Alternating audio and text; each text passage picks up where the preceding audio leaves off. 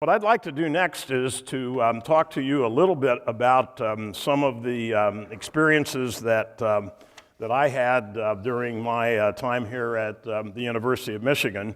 And you can think of me as somebody that was here in your own shoes back about, I don't even want to mention how many years it's been so long ago.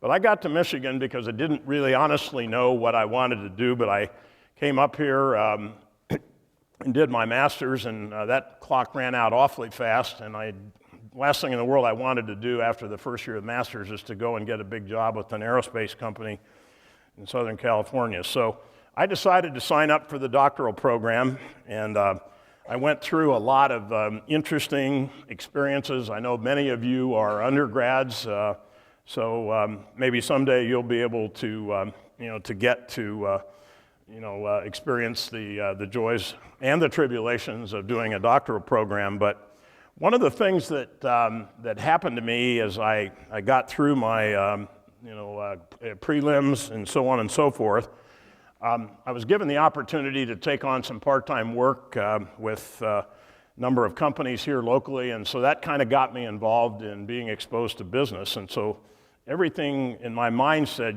Dixon, you really like this technology and all the other stuff that you're studying here, but you also have I had a considerable interest in doing business as I learned from some of these brief consulting experiences.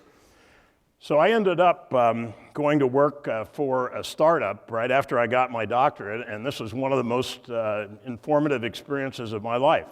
It was a startup here in Ann Arbor that failed. And everybody was laid off and all had to go out and find new jobs and start all over again.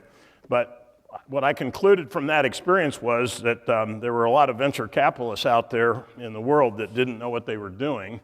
And so I said, this might be an interesting business to go into someday and try to do it right. So I spent a number of years working for on a consulting basis for IBM in New York City, where I traveled back and forth. That's where I had the opportunity to publish the book. And this consulting success and some of the other activities led me to start getting requirements and requests for helping telecom and networking companies in Silicon Valley. So after a lot of deliberation, I decided to go into the venture capital industry for a career in 1985.